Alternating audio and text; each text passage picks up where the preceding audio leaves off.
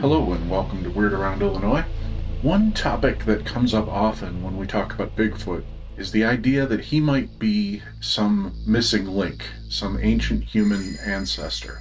I think there are arguments for that and against that, and we're going to dig into that a little deeper. So let's get weird. So, one of the things that gets thrown out a lot when we talk about Bigfoot is, oh, he's just a Neanderthal man. Well, let's first of all remember that Neanderthals aren't the only human ancestor out there.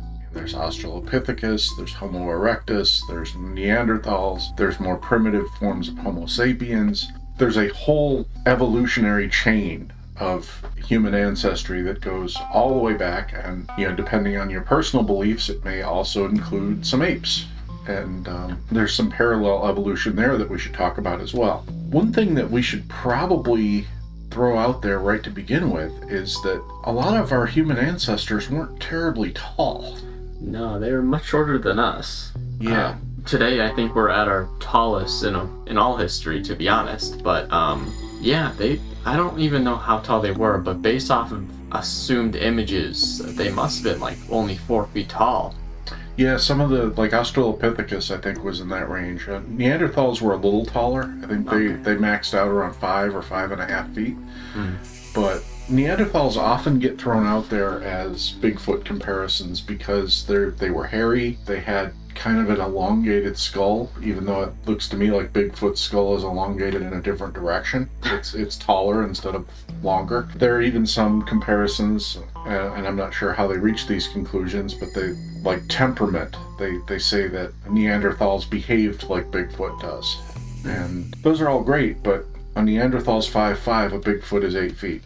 Yeah. Well, also I wonder if this has anything to do with like little people that are seen like in Hawaii. You never know; those could just be like old little humans. You never know. Now, see, to me, that's more believable than the Bigfoot idea.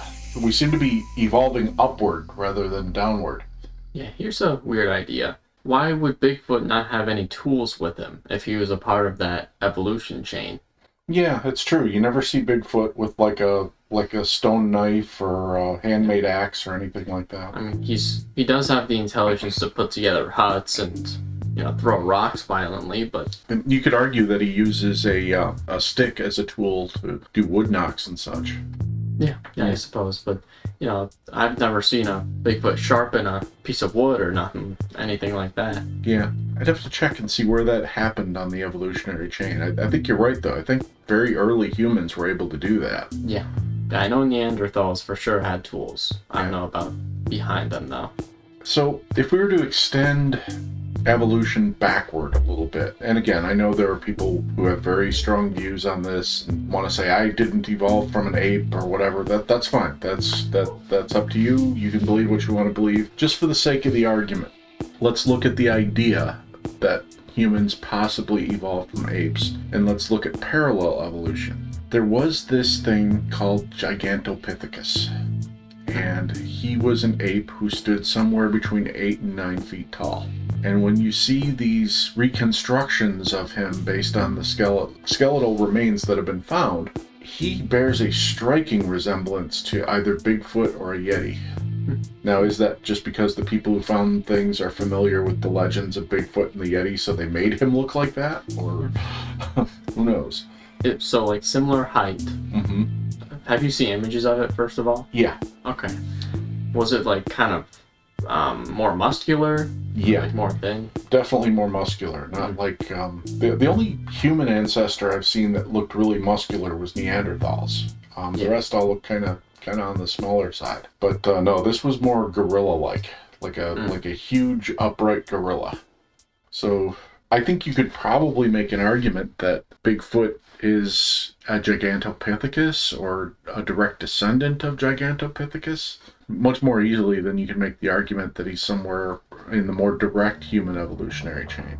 Yeah, I'd love to see if scientists can find a lot more data about that kind of creature. I've never heard of that before. Now, funny you should mention scientists. Oh boy. In my research on this topic, I stumbled upon something that I had not heard before, which is surprising because I'm, as you know, a Bigfoot enthusiast. In 2012, a scientist came forth with a DNA study claiming that he had over 300 samples of Bigfoot DNA. Oh, that's awkward. And he had analyzed these samples, and he said, guess what? He's a human ancestor. Bigfoot had a human mother, like a modern human mother, or close to modern, and some unknown primate was the father. And that's where this line came from. Now, I'm looking at this and I'm like, how the heck did I never hear this before? It never came up on Expedition Bigfoot or Finding Bigfoot or anything else that I've ever watched or read on the subject. And I was just stunned. I can't believe that people would, fail to do their research on this. Then I read a little deeper and I saw that this scientist was not tremendously well respected in his field. His article on this DNA evidence was not published in any scientific journals. They all refused it. It did not stand up to peer review, and most scientists who looked at the data said that this is a case of contamination. Too many humans touched the DNA samples, that's why there was human DNA on them. That being said, that wouldn't necessarily explain why there's unknown primate DNA in samples collected in North America, because there aren't any primates in North America except us. Yeah, it still leaves a question there of what the heck is that? Yeah. So if we accept that the other scientists are correct and this genetic material was not collected in a very sanitary way and it was contaminated with human DNA, let's take the human DNA out of the picture. You've still got a sample of an unknown primate, and he said it didn't match to any primate in the known record, being found in North America. Yeah. So I think somebody may have overlooked some really, really valuable evidence there. Yeah. And how that affects our discussion on whether or not he's a human ancestor, I don't think there's enough information to tell. Not really. I mean, either he's lying about that and, a crazy scientist that no one else trusts, or, he found something and just a lot of people doubted that. And, because they don't have an explanation for over half of it. And don't overlook one of the favorite answers that we stumble across so many times. It could be a cover-up. Yeah. It could be that this guy was a well-respected scientist doing good research. He found something that the government didn't want him to find, and suddenly he's discredited across the board. And they have people coming out of the woodwork to say, oh no, this guy's a quack. He doesn't know what he's doing. Yeah, if we could go back in time and just see how he was respected before he came out with that study, it might be a different story. I don't know. Yeah, that may be a topic for another day. We might need to do a deep dive on this one. Do a full documentary on that guy. Yeah. Hey, I wanted to make a Tubi movie. Maybe this is the one. Yeah. I've always wondered how, these different Bigfoot shows that you mentioned, they never seem to have a good explanation for the DNA. They always just say, oh, it's unknown. Yeah. Unknown creature or whatever. I've always wondered that too, because they all seem to have friends in genetic laboratories somewhere. They send these samples that they very carefully collect and prepare, that they pick them up with rubber gloves and put them in bags, plastic bags, and seal them, and send them packed in dry ice, and, what they get back is, well, we don't know what it was. It's a little frustrating.